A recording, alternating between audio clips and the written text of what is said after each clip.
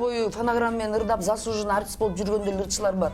Анан ошолорго салыштырмалуу бизге обидно. Флешканы сайып коюлур дайсың албай. Да, элди алдап атам деген сезим болбойбу?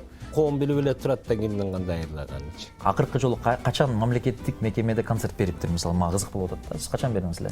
Эчтеке жок эле анан тупо эле фонограмманы жоёбуз деп монтип алдыга чыгып. Негизи эле маданият министрлиги ушул ырчыларга эле асыла беришет. Аранжировка, обработка деген көп нерсе бар. Аны деген азыр деген отуруп сен ырдап чыксаң да болот, мен ырдап чыксам да болот. Жанды ырдайбы, фонограммадан ырдайбы, бирок ошол эле жанакы телевизияден эле, телефондон эле көрө аласың да. Алар деле жылдыздар, мисалы, алардын билеген аудиториясы бар. Ольга Бузова эртең Кыргызстанга келип концерт коем деди.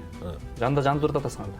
Көзөмөл болмоюнча коррупция да өнүгөт деген нерсе да. Бул баягы ал. Демек ырчылар такыр концерт койбой калат. Сүйлөшкөндө акча сұрайды. Эми жанды ырдагандачы адам өзүн жанды ырдаганда Мен ойлойм, көрүүчүлөр көп Саламатсыздарбы? Маданият министрлиги маданий мекемелерде фонограмма менен ырдоону тыюу салууну сунуштап атат. Бул чыгармачылык чөйрөдө албетте талкууланып, айрымдар ушу техникалык мүмкүнчүлүктөр жок, бул чыгармачылыкты чектейт десе, айрымдар ошол маданий искусствону өнүктүрүүгө дагы салым кошуу деп жатышат. Бүгүн биз студиябызда Маданият министрлигинин өкүлү Тыныбек Сыдыков, белгилүү ырчы Гүлнур Сатылганова, жаш ырчылар Самат Дөөлөтбаков, Алмаз Шадаев жана продюсер Асыл Апазова болуп ушул темада сүйлөшөлү. Алгач эле министрликтин өкүлүнө сизге суроо берели. Бул эми мыйзам долбоору мурда деле бар болчу да, фонограмма жөнүндө деген мыйзам долбоорчу. Анан азыр бул эмнеден өзгөчөлөнөт алчы? Бул негизинен бул фонограмма деген азыр эле козголуп калган жок. Мурдатан эле башталып, мурдатан айтылып келген 12-жылы ушу фонограмма жөнүндө мыйзамда чыккан. Ошондо ошол 57-немеде ушун талаптарын жазылып, ушу фонограмма деген кандай болуш керек, элдерге кандай таркалаш керек, ушу менен келген.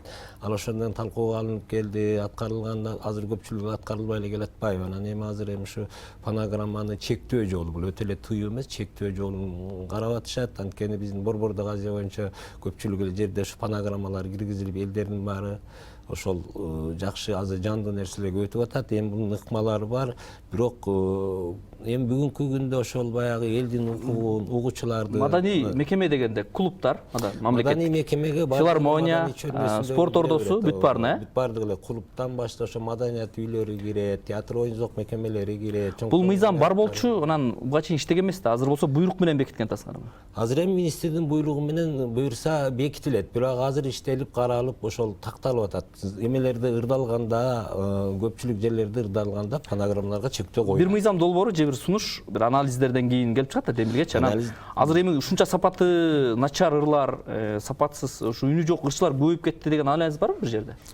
Анализ болгондо баары эле көрүлүп турбайбы? Азыр ушу техниканын күчү менен балким кайрылдыбы силерге көпчүлүк? Кайрылбаганда эле коом билип эле турат да кимдин кандай ырдаганычы. Гүлнур айым, сизге суроо, ошо сахнадагы көбүрөөк тажрыйбасы бар адам катары ырчылык өнөрдү ушинтип мыйзам менен же бир кайсы буйрук, тыюу салуу, чектөөлөр менен өркүндөтсө болобу? Негизи бул жана фонограмма тыюу салабыз деген ар бир эле келген министр ушул нерсени козгоп эле анан ишке ашырбай келип атышпайбы? Мен ойлойт элем, бул башка жагынан мисалы талап коердон мурда ырчыларга жакшы шарт түзүп бериш керек. Мисалы үчүн министерство ошол министр, маданият министрлиги эмне үчүн бул үн деген бул живой инструмент деп коет да. Бул инструмент да. Ошол живой инструментти озвучивать этип чыгарыш үчүн бизге жакшы звукорежиссерлор жок. Бизде 4-5 эле саналуу эле, даже 4-5 дагы эмес, может 3-4 эле болуп калыш бар да звукорежиссерлор. Ошол эле мисалы правительственный концерттерде отпайбызбы? Ошол концерттерге катышканда деле өзлөрү бизди фонограмма менен ырдагыла дешет, потому что шарт жок жандуу ырдаганга. Азыр техникага шылтайбыз да, мисалы мугалимдерге да талап кылса, алар да айтат бизге шарт жок деп. Доктурларга да ушундай бир талап кирсе, алар да айтат бизде да шарт жок деп. Жана ырчылар да бизде шарт жок дейт да. Анан илгерки ырчылар жандуу ырдаганда отпайбы? Тоолорго гастролдоп чыгып. Аларда эмне техника кандай болчу да? Илгерки ырчылар жандуу ырдаган менен алар деген эстрадный болгон эмес да, алар аккордеон менен ырдаган. Эстрадный деле бар болчу. Алар деген комуз менен ырдаган, инструменталка болгон да, алар основном. Инструменталкалар болгон да. Комуз, аккордеон, комуз менен ырдашканда, ал эстрада деген кийин эле бизде чыкты да, кийин пайда болду. Ал клубтарга концерт койгондо, демек алар ошол өзлөрүнүн аспабы менен ойногон. Инструменталка менен жүргөн да аларчы. Самат мырза, сизге суроо бергим келип атат. Азыр ушул дүйнө өнүктү. Фонограмма деген тема деле эскирди окшойт. Мисалы, фонограмманын өзүнүн сүйүүчүлөрү бар, шоуну сүйөт. Жандүүнүн өзүнүн көрөрмандары болот да. Анан азыркы күндө ушинтип фонограмма мыйзамын киргизгендин кандай бир талкуулоонун кажети барбы деп ойлойсуз? Эгерде бул буйрук ошол эле кайрадан эле мамлекеттик мекемелерге иштеп туруп, жеке желдерге иштебесе, мисалы чай концерт деген нерселер бар, мисалы корпоративдик нерселер бар, анда демек ырчы дагы ошого жараша өзүн алып барат да. Мисалы мурункудай эми өзүңүздөр билесиздер, элдин баарына эле маалым, элдер азыр көп концерт бербейт. Андыктан бул баягы ошол форматка өтүп кетиши да мүмкүн. Бирок негизинен бул демилге болуш керек деп ойлойм. Мен билишимче, биз Борбордук Азияда биздин гана мамлекет болуш керек да, ошол буйрук, ошол закону жок болгончо. Андыктан мисалы ошол эле коңшу Казакстанда мен билишимче, ал жерде мындай да нерсе, мындай да демилге көтөрүлүп турат да, мисалы мисалы концерттин форматын алдын ала айтуу. Билетке жазып коюу. Фонограмма менен болот, фонограммасы жок болот, же жарым фонограмма депчи, муну баягы эме деп коет, перформанс version деп коет. Муну мисалы ырлардын мисалы основной эмеси мисалы баягы фондорго ала берет, бирок основной сен өзүңдүн сөрүнө баягы сезимиңди, жүрөгүң баягы боло турган нерсеңди микрофон аркылуу билдире аласың да. Мунун көзөмөлү дагы бар да, бул дагы чоң бир нерсе. Көзөмөл болмоюнча коррупция да өнүгөт деген нерсе да. Бул баягы эми бул чоң бир проект да негизичи. Алмаз, ушул азыркы ырчылардын, мисалы, концерт бергенге деле муктаждыгы азайды да. Тойго барат, андан сырткары YouTube'да популярдуу болот. Телеге чыгуунун деле азыр мындай эмеси жоюлуп баратат да. Фонограмма сен ырчылык мындай чыгармачыл эме кандай таасир этиши мүмкүн? Мындай тоскоол болобу же тескерисинче эчтеке болбойбу сен үчүн? Фонограммабы? Негизи чынын айтканда бүгүнкү күндө биз баягы көбүнчө фонограмма колдонобуз. Ошол эле тойго барсак деле, кайсы кечеге барсак деле көбүнчө фонограмма колдонуп жүрөбүз да. Бул нерсе бизге чындыгында оңой да. Бир күндө 5-6 жерге барасың, ырдап чыгып кетесиң да. Анан бул нерсе биз үчүн оңой, бирок бул мамлекет үчүн баягы чет башка мамлекеттерге дагы биз уят болбош үчүн бул нерсе киргени бир чети туура. Бирок ошо киргичекте ойлонуш керек деп ойлойм да. Маданият министрлиги көп нерсени бизге баягы талаптарга жооп бере турган нерселерди алдын ала түзүп бериш керек деп ойлойм да. Бул фонограмманы азыр баягы Маданият министрлиги келе калып эле биринчи жумушту ушундан баштаганы туура эмес деп ойлойм. Концерт коюп же бир жерге барып кечеге ырдап атканда флешканы сайып коюп ырдайсың анда. Да, элди алдап атам деген сезим болбойбу? Эми элди алдап атам деген сезим чакырып аткан эл өзү деле билет да. Ал мисалы үчүн бир частный кафеге барасың, өзүнүн менчик, ал той ээлери чакырат. Эми ар кандай случай болуп калат да. Анан биз негизи көбүнчө ошого көнүп алганбыз чындыгында. Баягы моюн калыш керек, көп жерден ошондой кылып ырдайбыз. Колдойм, бирок ошо Маданият министрлиги дагы ошо бизге биринчи ойлонуш керек да. Кой ушул ырчыны ырчы өзү багат, эл багат да ырчынычы. А мамлекет бакпайт эч убакта. Просто министрлик ошол ырчыларга бир жакшы бир 5000 киши бата тургандай бир ушундай арена же ушундай бир залды куруп ушундай түзүп берсе, биринчи ошолорду ойлонуп, анан ушунан шашпай 3-4 жылдан кийин анан эми мына ырчылар силерге ушул нерсе даяр, эми биягы мындай кылалы деп ушундай бир кеңештерди кылса туура болот го деп ойлойм. Эчтеке жок эле анан тупо эле фонограмманы жоебуз деп монтип алдыга чыга. Негизи эле Маданият министрлиги ушул ырчыларга эле асыла беришет да, башка проблема көп да. Мисалы ошол эле библиотекалар бар, министерствого караган. Ошол эле элдин библиотекада айтат да, ырчыларга баштабайсыңарбы? Жаштарды китеп окуганга үндөгөн бир иш-чараларды жасашсын. Мындай да, фонограмманы бу жерде толук тыйган жери жок. Ошолордун баардыгын пункттарын карап чыгып туруп, анан мүмкүнчүлүккө жараша берет. Анан талаптары бар да. Жана сиз айткандай, бул да жакшы айтты, көнүмүш адатка көн. Bundan коркпош керек. Бул баары келе турган нерсе. Фонограмманы жоюуну анткени Борбордук Азия боюнча биздики калды, азыр айтып атышпай, министрлик келген, сайын министрликтер ушундан баштайт депчи. Эми бул ырчыларга жакын болгондон кийин ырчыларга ушул таасир этет. Жандуу ырдаган ырчылар ырдап эле жүрөбүз. Мисалы бүт концерттерин жандуу берген. Бирок мага деле жакшы болмок ошол фонограммага тыюу салынса, потому что мен дайыма жандуу концерт берген ырчылар бар, анан фонограмма менен эле ырдап, өмүр бою фонограмма менен ырдап заслуженный артист болуп жүргөн деле ырчылар бар. Анан ошолорго салыштырмалуу бизге обидно. Биз деген аракет кылып, даярданып, репетиция кылып, 3 ай, 4 ай даярданып концерт бересиң, а тигил ырчы деле барып туруп фонограмма менен берип салат. Ал деле жылдыз, мен деле жылдыз мисалы. Гүлнур айым, тандоо деген бар да, адамды сиз ал ырчыга кыйнап барган жок дейт эч ким. Адамдар барып атат да. Эми ошол өзүнүн көрөрмандар, угуучулар бар. Бирок мен сага айтып атпаймынбы, чыныгы искусство бул жандуу аткаруу чет мамлекетте давно эле бул нерсеге өтүшкөн. Бирөө фонограмманы ырдап атса, бир нерселерди ыргытып укпай же залдан чыгып кетип калышат зрительдер. Еще бизде мындай да токтосун. Бул экономикага түздөн түз таасир этет. Мисалы ошол эле жандуу үн менен ырдаган, Гүлнур айтып атат да, жандуу үн менен ырдаганда ошо репетиция учуруна деген көптөгөн каражат сарпталат. Билеттин баасы однозначно өсөт. А эл ошону көтөрө алабы? Суроо ошол жерде жатат да.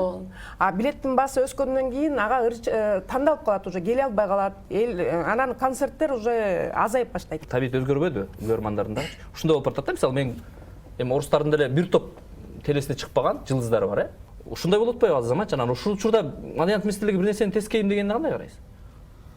Эми азыр заман ошондой, коом ошондой, биз бул нерседен эч кайда кетип качып кутула албайбыз, ушундай эле болот.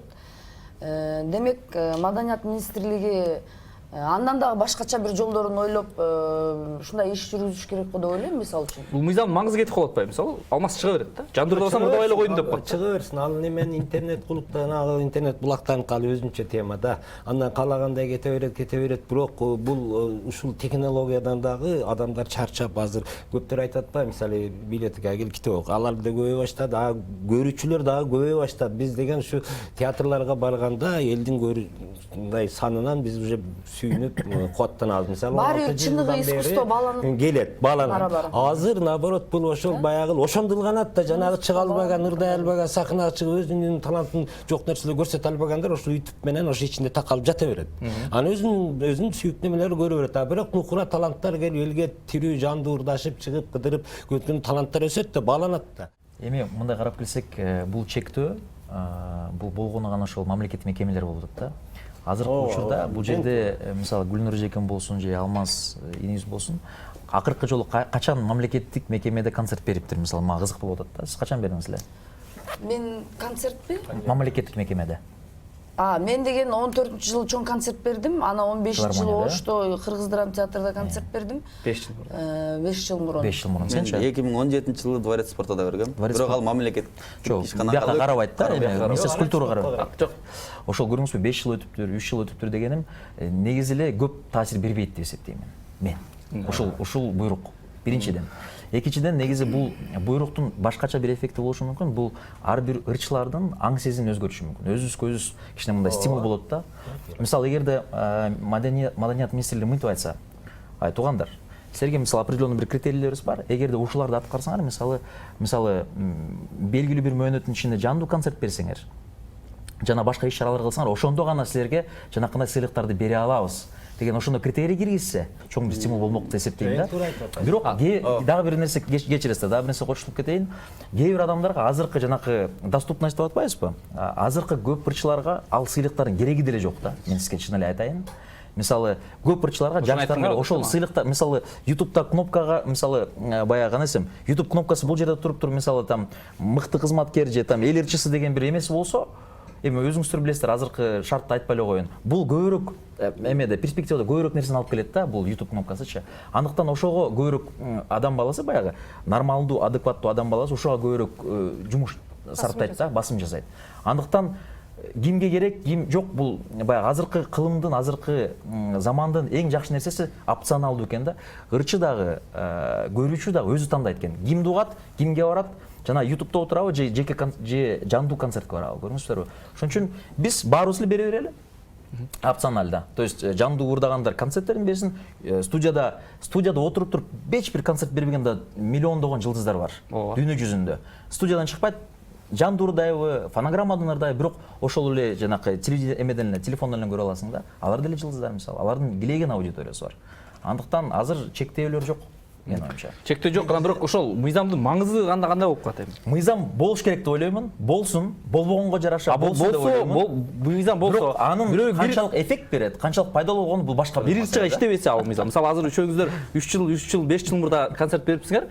Эми алдыңкы 5 жылдыкта деле балким концерт бериши. Мен ойлойм да, мисалы үчүн Маданият министрлиги ошо мыйзамга кол коюп киргизди да. Анан айтып өткөндөй эле ошол эмгек сиңирген эл артиси деген наамдарды өсүп келаткан жаштарды алат да кийин ошолордун тарыхын карап жандуу концерт бергендерге анан бере берсин да. Эмгек сиңирген эл артиси деген ошондой наамдарга пайдасы тиеттир балким. Сизге наам керекпи? мага наамдын кереги деле жок. Эми наам Мен десе- бирок наам деле ал деле бизге ушунча бир баягы почерк болот бизгечи. Мисалы мен деле сахнада билинбеген мен 10 жылдан бери ырдап жүрүп турмун. Дагы бир 10 жыл иштесем мен деле ошо наамды күтүп калат экенмин да. 20 жыл иштеп. Ушу наамды маанилүү деп ойлойсуңарбы? Ушу азыр эми сиз жаш муундун өкүлү да.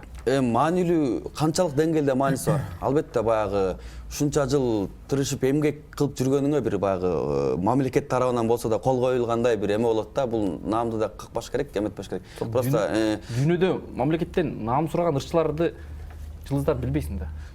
эми биздин мамлекетте бул нерсе баягы аябай мааниге ээ болсо дагы бирок баягы өзүң үчүн, сен келечектеги балдарың үчүн бул үйдө баягы жакшы илим турса. Наам калыш керекпи же музыканы калыш керекпи? Наам калыш керекпи балаңа? Музыканы калыш керек. Экөө тең бирөө ошо иштегениңе кичине ошо мамлекет сени караган деген сыяктуу бир кол коюу болсо керек деп ойлойм да. Ошол канча ырдап атканы менен эртеңки күнү ошол сапаттуу музыкабы, сапаттуу чыгармабы суроо ошол жерде турат. Кандай ырдап атат? Мисалы, эртеңки күнү Гүлнур Сатылгананын ыры кандай болуп атат? Алмаз Шадаевдин ыры кандай болуп атат? Вот эл ошондон тандайт. Түбөлүктүү кимдики жашап атат? Мен ойлойм да. Ошондой эле мисалы буга чейинки ырчылардыкы түбөлүктүү кимдики жашады? Анан ооба техникага байланыштуу, азыр техниканы шөкөттөп, аранжировка, обработка деген көп нерсе бар. Аны деген азыр деген отуруп сен ырдап чыксаң да болот, мен ырдап чыксам да болот, бирок ошол нерсени сапаттуу жасаш керек, сапаттуу кылыш керек деген бул өзүнчө вопрос. Мен ошого кошулуп кетейин. Азыр мисалы эле алыска карабайлы, мисалы Россияны карасаңыздар. Россияда эки эле бир персонажды айтайын. Бирөөсү Алексей Чумаков, элдин баары тааныйт, өтө бийик деңгээлдеги ырчы. Анын аудиториясы, анын экинчиси Ольга Бузова. Мынакей экөөнүн ортосунда 20 эсе аудиториясынын көлөмү бар да. Ооба. Бирөө белгилүү бир деңгээлде, ошол бийик деңгээлдеги музыкант белгилүү бир деңгээлде акчасын табат, башкасы ырдабай туруп 10 эселеп көп акча табат да. Көрүңүздөр, ошон үчүн баягы азыркы заманда ошол технологиясы болобу, шоусу болобу, башка нерсеси болобу, харизмасы болобу, эч ким билбейт, ошондой президенттер көп да. Ошого сурап атпайм мен. Ошон үчүн мамлекет бийлигишкенге мындай. Мамлекет ошону бийлигишке тескеп. Мамлекет Бузованы укпа, сен Чумаковду. Мамлекет Жок, андай кылган биз жок. Мамлекет өзүнүн ишин кылсын. Бул жеречи. Ишин кылып туруп анан жашынакай жата берсин. Баягы ишин кылсын да, галочка керек да, ошону кылыш керек. Кылбаса, анда биз дагы баягы ырдаган ырчылар айтат, эмнеге биз баягы эмнеге тең болуп калып атабыз депчи. Ал дагы туура нерсе. Андыктан мамлекет болгон иш аракетин кылсын, калганын баягы жакшы. Жок, мамлекет сизчи мисалы сизге суроодо, сиз ошол эле маалда сапаттуу ырдайсыз, ошол эле маалда популярдуу ырдайсыз да. Айрым кесиптештериңиз бар да. Айрым кесиптештериңиз бар, аябай жакшы ырдайт, бирок тандалбаган да. Ооба. Анан ары менен сүйлөшкөндө ошол алар ойлойбу ушу мамлекет тескеп койсо эле биз деп белгилүү болуп кетебиз депчи. Адам өзүнүн аракетин. жок, эми бул жерде бир гана өзүнүн эле аракети, анан ошо эл баалап атпайбы? Эл баалаган Маданият министрлиги мисалы өзүнүн жумушун кыла берсин деп атпайсың. Булардын жумушу демек ар бир чыгармачыл инсанды байкап туруш керек да. Мисалы кандай иш кылып атат, кандай концерттер берип атат, кандай иш-чараларды өткөрүп атат, кандай ырдап атат, кандай чыгармалар жаралып атат, канчалык деңгээлде иштеп атат. Ошого карап эле наам берип баалап койсо эмгегин стимул болот да. 2012 жылы талкуулап атканда, ушул жөнүндө мен да радиого талкуу кылгам. Ошондо да кудум ушундай сүйлөшкөнбүз да. Андан бери 8 жыл болду. Мониторинг барбы? Муш ырчылар өсүп кетти деген. Ырчылар өсүп көбөйбөдү. Ошол талаптар чыгып атат. Ошол мыйзамды бирок буга ошол мыйзам аткарылганда карама каршылыктар көп болду. Бул аткарылбай да келди, аны моюнга алыш керек. Аткарылбай да келди, көзөмөлгө да алынбай калды. Анткени баягы көзөмөлгө алыш үчүн, тескеш үчүн укук берилиш керек да. 2030 жылы мыйзамды укпай атпай, укук бергенде мыйзамга салмакпыз. Азыр эми мында ошо мыйзамда экинчи беренеде жанагы фонограмманын түрлөрү бар. Минисопка, присопка деп атабыз, жарым фонограмма деп атабыз, кандай жерлерде бош. Үчүнчүсүнө ошол жерде даана көрсөтүлгөн. Мамлекеттик анан жергиликтүү бюджеттен каралгандарга тыюу салынат депчи. Шеримди айта аласызбы? 2030 жылы ушул жерде отуруп барыбыз, Алмаз 4 жолу жандуу концерт берди деп. Ишенесизби? Ушу Алмаз ушул мыйзам кабыл алгандан кийин мындай 5-6 жолу концерт берет. Берет болуш керек. Эгерде ушул темпте кетип барсак, жандуулар көбөйөт. Негизичи мен жандуу концерт көп эле берип жүрөм да. Жандуу ырдаган эл менен бир кандайдыр бир байланыш, связь болуп, бул өзүнчө бир керемет да. Буну бир жандуу берип алган, ырдап эл менен мындай болуп алгандан кийин ырчы өзү эле каалайт ал нерсени. Ал кошо ойнойт эл. Мисалы мен азыр фонограмма менен көп жерде ырда албайм, потому что мен жандууга көнүп калгам. Башта айтып атпадыңыз техника жок деп. Жок, техниканын жокту мен айтып атпайм. Техниканын талапка жооп бербегенине карабастан ырдап атпайбызбы? Биз ошондон улам тамагыбыз ооруп калып атат. Мисалы асыл эже өз биякта ошо КТРКнын дагы ошо өкүлү болуп турат да. Мисалы ошондой бир именно жандуу ырдагандарды мисалы чакыра аласыңар передачаларга. Мисалы мындан кийин бир гана жандуу ырдаган могул адамдар бар, ошол критерийлер гана келе алат, катыша алат деп. Ошондой бир демилге көтөрө аласыңарбы силер? Жок, бул мындай программа жасаса болот албетте, бирок ошолор мисалы эмеде приоритетте турат дейм, ошол ырчылар приоритетте турат. Первый очередь ошолор чакырылат, андан кийин гана башкалар чакырылат депчи. Анан ырчылар билесиңер кайра жаалы мисалы стимул болмок да. Жаалы баштап мени чыгарган жок ана мындай дегендей деп. Менимче аны категорияга бөлбөй эле. Ошол жок. Сиздин эле суроого. Аслайым кандай чилине критерий менен чакырылат ырчылар? Мисалы, ар бир программанын өзүнүн редактору, режиссерлору бар. Менин программам негизи музыкальная программа и андан тышкары женский журнал программа.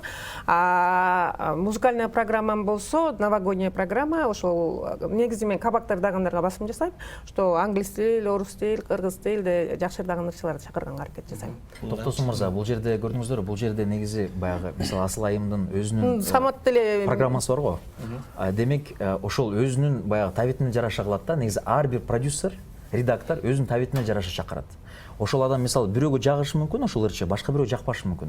Бирок ошондой моменттер бар да. Эми негизи бул баягы ким кайсыл ырчы, кайсыл программага катышат дегенде бир чоң бир суроо да, негизичи. Маселе. Андыкта маселе. Сиздердин Асман долбоору бар. Жаш ырчыларды, таланттуу ырчыларды даярдап чыгарат да. Канча ырчы жылыз болуп чыкты? Жакшы суроо экен. Негизи дагы бир критерийлердин ошол ырчылардын аракети да. Вот биз Асман долбоорунда 3 жылда мисалы 150дөн ашык адам телевидение ош кастингине келген да. Эгер жалпысынан карасаңар 2000ден ашык адам. Ошол 150 адамдын көбү таланттуу. Бирок канчасы азыр популярдуу болду, алар ар биринен зависит этет. Мисалы ырлары жакшы, үнү сонун, жандуу ырдаган, бирок аракети бар, башка жагы бар, репертуары бар. Бул жакта мисалы ошого салым кошолот деп атат да, бирок бир ырчыны эстей албай атам да, жылыз болуп чыгып кеткен.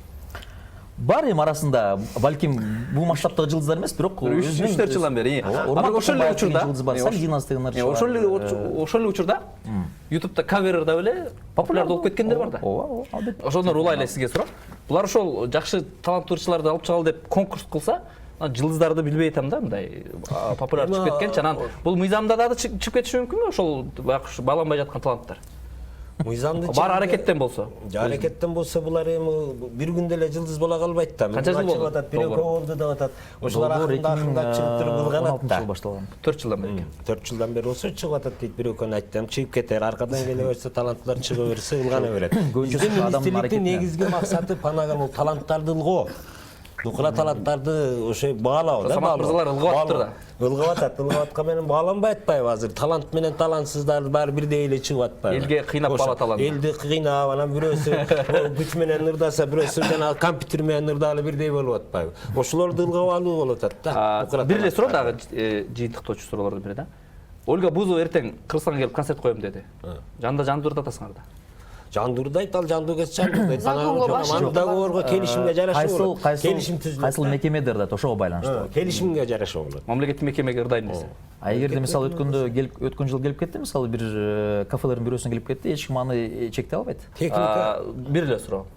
Макул биздеги Бишкектин борборундагы техниканы бат эле алса болот. Эми азыр өнүккөн заманда акча болсо алса болот. А бирок клубтарда оңдолбой атпайбы айылдачы техниканы кой. Булар ошол канча жылда ошол ырчыларга шарт түзүп берүү болжолуңар да бар. Буга жыл коюлбайт.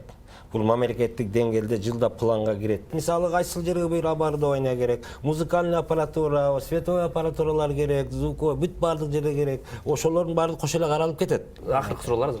Эмнеге ырчылар көбүрөөк концерт койгондон качып калышты? Пандемияга чейин.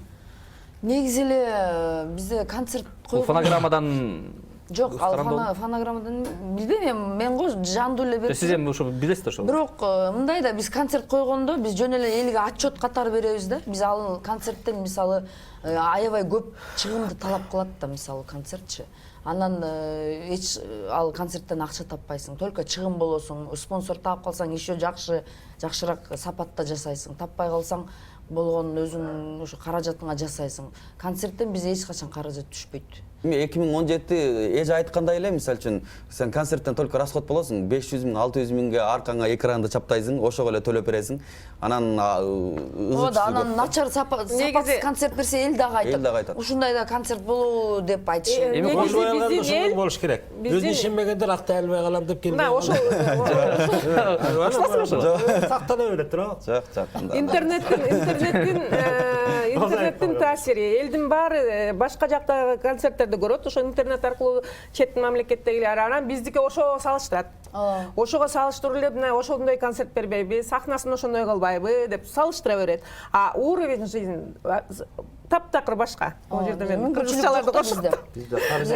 Анан ал ошончолук лет алып келесиң, ошончолук свет алып келесиң, ал деген чоң акчаны сарпталат. Чоң акчага деген анан баягы мен айткан нерсеге келатасыңар, могу жерден билеттин баасын эл көтөрө алабы, көтөрө албайбы? Биз көтөрө албайбыз да, ишечү. Анан ошол инструменталка турса, эгер аркаңда жандуу үн турса, аларга өзүнчө тыйын төлөнөт. Мисалы бийчилерге Шынын айтайын, концерт коюп атканда Дворец спортада полду жууган эжеге бир жолу пол жууп кетсе 200 сом, 2 жолу пол жууп кетсе 400 сом төлөнөт. Ой, филармонияда деле момнтук кнопканы басып койгонунан бери эме төлөйсүң, акча төлөйсүң да, баардык акча да. Демек азыр концерт коюунун маселеси мындан да көп. Эми фонограммада көзөмөл башталат. Демек ырчылар такыр концерт койбой калат. Сүйлөшкөндө акча сурайт. Эми жандуурдагандачы адам өзүн жандуурдаганда Мен ойлойм көрчүлөр көп. Урматтуу телекөрүүчүлөр, урматтуу Азаттыктын көрүүчүлөрү, ушуну менен биз талкуубузду жыйынтыктайлы. Албетте, Маданият министрлигинин чыгармачыл чөйрөнү колдоо жана алардын өркүндөтүү боюнча сунуш пикирлерине сиз дагы пикир калтырсаңыз болот. Адайым ачык да, э? Ачык. Ушуну менен биз программабызды аяктайбыз. Саламатта туруңуздар.